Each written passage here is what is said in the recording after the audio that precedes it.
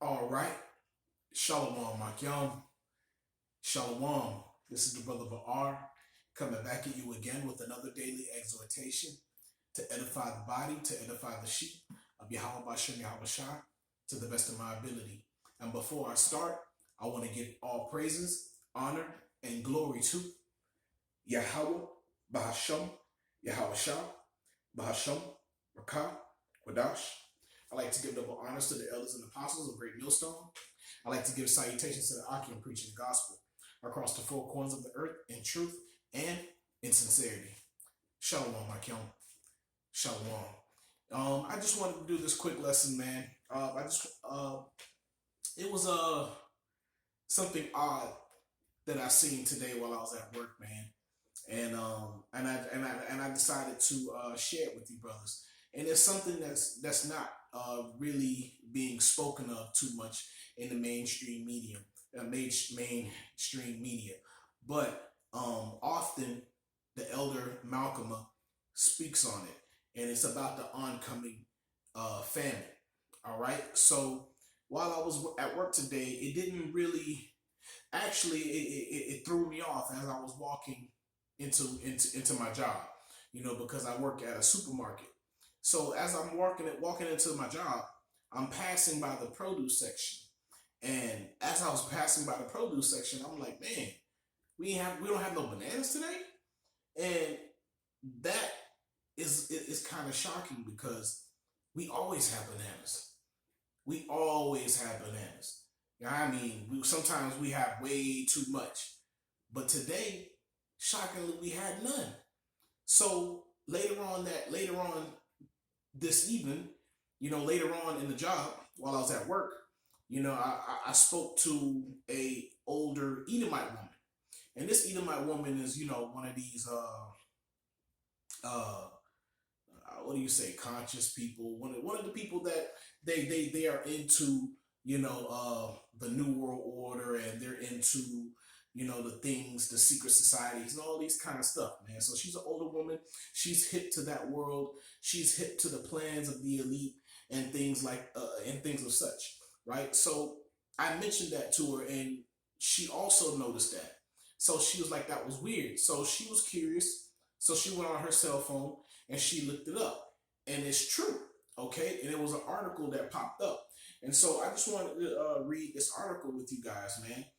This is an article. If you actually go into any of your like Googles or whatever, and you look it up, just look up banana shortage of 2021. Now this is an older article. This is an article that goes back to January 31st, 2021. But it just shows you how they're not talking about these things, man. Okay, in the mainstream media, because everybody's so caught up in the whole Maxine, man, and the whole Crown Vic situation. That just seems to be the hottest topic, which it is a hot topic. But as things start to unfold, man, through the spirit, we can see that, man, this is a perfect storm that's getting ready to unfold, man. All right, so I'm going to briefly read this article. I'm not going to read the whole thing, but if you brothers want to do further research, you can. Just look up the banana shortage of 2021, and articles will pop up, multiple articles. All right, so it threw me off. Okay, and it says the world's banana supply may be in trouble, according to recent science reports, and Crown Vic. It says a Crown Vic equivalent in the banana world. Okay, so, and it says caused by a fungus is spreading like a pandemic. The tropical race fungus, or TR4, may soon obliterate the crop in South America, which constitutes about 80% of the world's Cavendish banana exports. Okay, and it says the Cavendish variety of banana accounts for nearly 99% of all global banana exports, according to the Smithsonian Magazine, and is the only type of banana with which many people outside of tropical growing regions are familiar. Because Cavendish bananas are a monoculture, Okay, and meaning they lack genetic diversity seen in most other fruits and vegetables. A single type of fungus can decimate banana crops across entire nations and even across continents. All right, this last part, and it says TR4 is just such a fungus. It infects banana plants from the soil upward, causing leaves to turn yellow, wilt, then fall from the plant, eventually killing the plant. The fungus can linger in soil for years before its destruction begins, and it spreads rapidly from one plant to the next. In just the last few years, the fungus have been detected in South Asia, the Middle East, and even more recently in South and Central American countries. Okay, while a shortage is still a ways away, its onset can be disastrous. Disastrous. Okay, a global Cavendish banana crop collapse would mean scarcity for Western shoppers and a mark Slovakia and mark a financial catastrophic catastrophe for growers, exporters, and retailers worldwide, according to the data from the American Journal of Transportation. Bananas, the worldwide top selling type of fruit or vegetables, accounted for some 14.7 billion in revenues in 2019. Well, I just wanted to quickly go over that article because I don't have the apps and stuff like that, and I'm not doing it on the computer, but you know, just so I could show it to you. I don't know if you brothers can really see it, but yeah, man, this is the article, all right? And if you brothers, if you can see that, just go online and look it up, and that's the website, all right? But man, that's just one food, all right? That's just one particular food. And as you can hear, now it says that it's some ways away. But remember, this article was written in January 31st, okay? First thing at the top of the year, all right? So now we're starting to feel the effects of these things, man, all right? But you've been hearing this whole time, okay? The rural areas in America, the rural areas in this country, okay? The middle states in this country, man, they were having a lot of food shortages, right? But it just seems like in the major cities, no one's really worried about it. Okay, but they don't understand one thing affects another. Okay, and those areas are the major crop growing areas. Okay, so if they're feeling it there, we are soon to feel it. It's only a matter of time. So today, when I walked into my workplace and I seen that, and I was a little thrown off. I'm like, wow, okay, and that's just only one vegetable. I mean, one fruit. Okay, and also gas prices are going up. Okay, they're going up little by little. Okay, it looks like they're going up at least 2 to 3, maybe 5 cents per week. Okay, and they're doing that on purpose, man. All right, so you're not gonna see a dramatic change right away, but before you know it, it's gonna be at a price that you're gonna be like, dang. All right, but this whole time the prices are going up and you're not noticing. All right, so do you believe that a lot of these trucks are gonna be able to travel? Okay, do you believe that a lot of these trucks are going to be able to transport produce from one area to another if gas prices are way too high? Okay, and what is that directly linked to? All right, so if the gas prices are up too high, okay, now it's going to cost the truckers a lot more to move these things. So the effect of all of that is the food prices going up. Okay, right along with this huge stimulus package that's being pushed, okay, to dramatically hurt the dollar, okay, and right along with this vaccine passport that's getting ready to that they're speaking of, okay, and we know it's coming because even the last president even mentioned that how they were going to roll it out, and the new president, he doubled down on it, so we know it's coming. Okay, it's only a matter of time. But what they do is they, you know, feed your mind with this entertainment, with nonsense. War is brewing, famine is coming, okay? And a total lockdown is getting ready to be established. All right. So tough times is coming for a lot of us, man. All right. So let me bring out these few precepts because it had me thinking about the famine, man. All right. So let's go to Deuteronomy 28. All right, Deuteronomy 28, and I'm gonna start off at let me see. I'll start off at I'll start off at 50, but bear with me. All right, and it says Deuteronomy 28, verse 50, and it says a fierce nation. Okay, it says Salakia, a nation of fierce countenance, which shall not regard the person of the old, nor show favor to the young.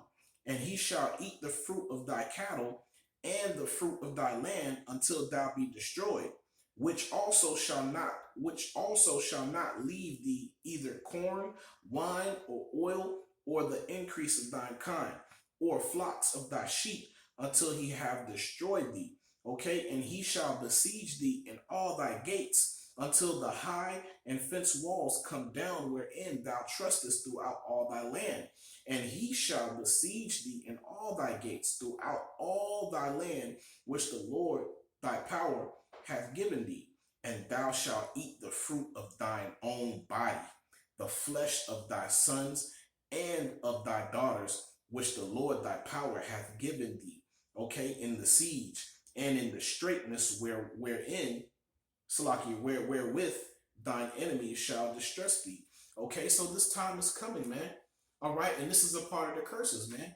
Everything is coming into its fullness. Even the curses are coming into into its fullness. This just didn't happen, you know, when during our downfall. Okay, these things has been continually happening. All right, because now we have to go to our enemies for the want of all things. See, the Most High gave Esau his blessing, okay? The fatness of the earth and the dew of heaven. He controls all the resources in the world, okay? And now that he's getting ready to establish his so-called New World Order, okay? Remember what the Georgia Guidestone said, man. All right, now they're getting ready to kill billions of people, man, okay? If not trillions. I don't know how many people are on the earth today, but they're getting ready to slaughter. There's a great slaughter is getting ready to happen, man, worldwide. All right, and this is all a part of their plan. Now, the Most High is setting up Esau, man. The Most High has put his foot in a snare, man. Put his foot in a slippery place, man. Esau think that his whole New World Order establishment is going to be prosperous, and it's not. Okay, the Most High is getting ready to shut him down, man. All right, the Most High is going to use his blessing against him. All right, but this guy, he's going to besiege the whole world, man, and especially the areas of where you so-called Jakes reside. Okay, you Negroes, Latinos, and Native Americans, and those of our brothers and sisters that are scattered across the four corners of the earth, man. You know, when I watch a lot of these documentaries about, you know, let's say the Asians, or you know, any other nationality, you know, there's always groups, particular cities, particular people amongst them that they completely shun away, man, and they completely have put away in rural areas, man. And a lot of the times, those are jakes, man. Those are jakes, man. Okay, and those people are shunned because they are, and especially in Asia, man, years ago, you know, our people that were dwelling in the farmlands, in the rural areas, man, they were Christians, man. They were so-called Christians, man.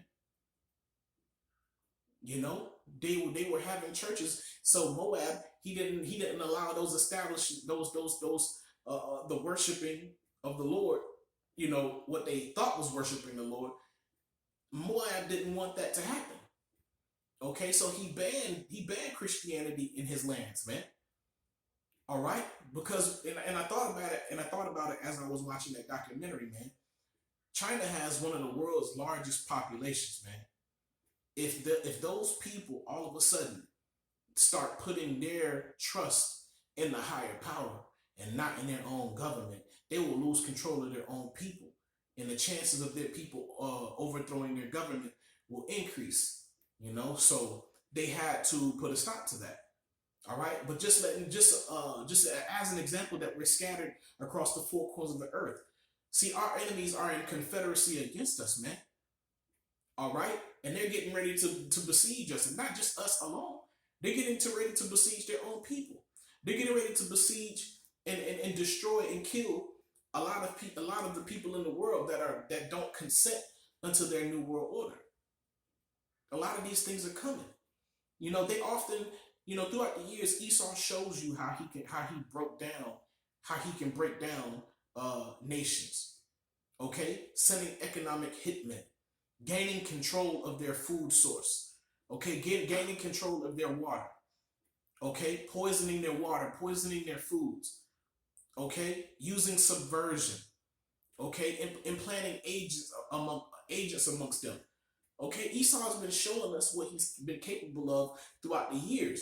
Okay, going over to Ishmael, the land of Ishmael. Okay, and showing you on TV how he's doing it. Okay, and doing it in a proud way, letting that kind of information go out. Okay, but what do the old heads like to say, man? What is that saying? The chickens have returned home to roost, something to that effect. Okay, so all those things that he went out there to exercise his wickedness, he's gonna do here. Okay, because we're the greatest people in the world. All that stuff he been doing to Ishmael and stuff like that was just practice. Okay, for the real deal thing that he's getting ready to do here. Because he see a lot of you jakes waking up, man. He see a lot of our people waking up, man. And in particular, the elect, and he's afraid, man. So he's getting ready to besiege all of us, man. But he's doing it in a subtle way, using the Crown Vic, using these vaccination passports. Okay, if you choose not to side with them, they're gonna cut you off from everything, man. All right, so let me continue. All right, this is Deuteronomy 28. And I'll start at 54, and it says, so that the man that is tender among you and very delicate, his eye shall be evil toward his brother, and toward the wife of his bosom, and towards the remnant of his children which he shall leave, so that he will not give to any of them of the flesh of his children, whom he shall eat. Okay, because he hath nothing left. Because he hath nothing left him in the siege, and in the straitness wherewith thine enemies shall distress thee, and all thy gates, man. Okay, so this time is getting ready to come, man, and our people are totally unaware of it, man. And I could see how, man, Esau is putting out confusion, man. All right, it's a lot of, he's showing you what he's getting ready to do. Okay, but Esau is a magician in a way. Okay, he's a witch. I mean, he's a sorcerer. All right, he'll do one thing. He'll distract you with one hand, and on the other, he'll be planning to destroy you with the other. It's all these things are distractions. All right, so we're all worried about the vaccinations and the Crown Vic, but then he's not talking about the famine that's getting ready to come. He's not talking about the economic collapse that's getting ready to happen. All right, he may shine a little light on the war that's brewing, because of outside media, he really can't control those things. All right, so let's go to Second Esdras, man. Second Esdras 15, man. All right, so let's start at 14. Second Esdras 15 verse 14, and it says, woe to the world and them that dwell therein, for the sword and their destruction draweth nigh, and one people shall stand up to fight against another with swords in their hands. And we're seeing this, aren't we? Aren't we seeing that one people are standing against another? Okay, isn't Esau perpetuating this in his media? Okay, and remember, he's not only doing in the mainstream media, he's also flooding YouTube with a lot of these videos, man. Okay, flooding social media with a lot of these videos, man. All right, now you have Moab starting to get his ass whooped. Now you see Moab over here, they starting to get killed now. All right, now they're standing up. Now they're in an uproar. Okay, first Jake was in an uproar. Now Moab is in an uproar. Okay, and Esau, he getting ready to pull the trigger. You know what I'm saying? He getting ready to blast anybody who resists, who's not with his program. Okay? Esau's a wild man, man. Not a wild man, but he's a man of the field, man. He likes to hunt. All right? With Esau, this is all game, man. Okay, he been ready, man. His sword has been sharpened. He can't wait to get at you, Jake's primarily. And yeah, he finna go at Moab too. And he finna go at Ishmael as he been continuing to be doing. Okay, the so-called white man is getting ready to wreck shop, man, but that's the spirit of the Lord on him, man. He don't know that. He's doing the will of the Lord. Okay, all these things were prophesied to come, man. Okay, race wars are coming, man. All right, so let me continue. And it says, all right, and it says, for there shall be sedition among men and invading one another. They shall not regard their kings nor princes, and the course of their action shall stand in their power. A man shall desire to go into a city and shall not be able to, right? Right? The vaccination passport.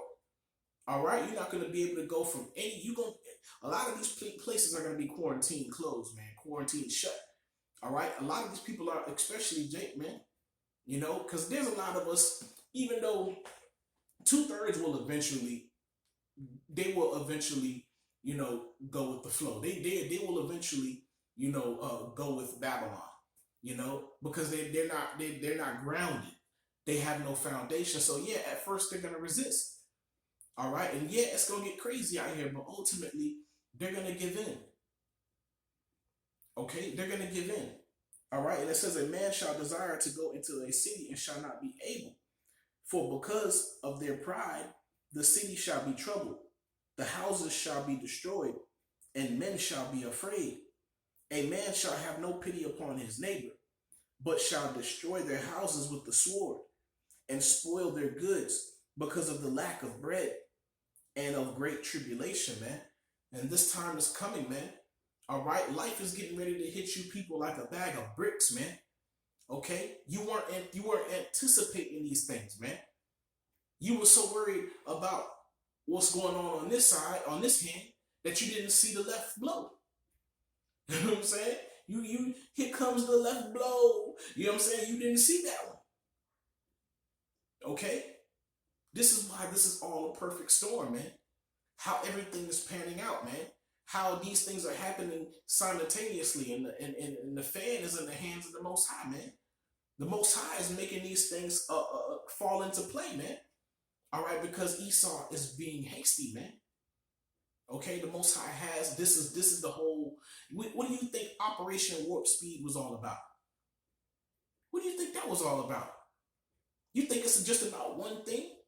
This is a whole. This is a whole kingdom, man. This is a whole government. They're just not gonna do certain. They're not gonna pass a law or do whatever. Call something like that. Call something like that, and only do one thing. Nah, man. They got these laws, legislations, whatever. Okay, these decrees, man. They have a lot of uh parts that are in it, man. It's not the things that you see. It's a lot of the things that you don't see. It's a lot of the fine print. See, our people have no idea what's coming, but it's written in the scriptures was getting ready to come. All right. So, man, yeah, I just hope you brothers are edified, man, and sisters. You know, I just wanted to bring out this article and and remind you, brothers and sisters, about the oncoming famine that's getting ready to come, man. And we're starting to see these things little by little if you're paying attention, if you're watching. Okay? So, man, I just hope y'all was edified. And I want to give all praises, honor, and glory to Yahweh, Bahasham, Yahweh Shah, Bahasham, Rakah, Quadash. I like to give double honors to the elders and apostles of Great Millstone. I like to give salutations to the Akim preaching the gospel across the four corners of the earth in truth and in sincerity. Shalom, Akim. Shalom.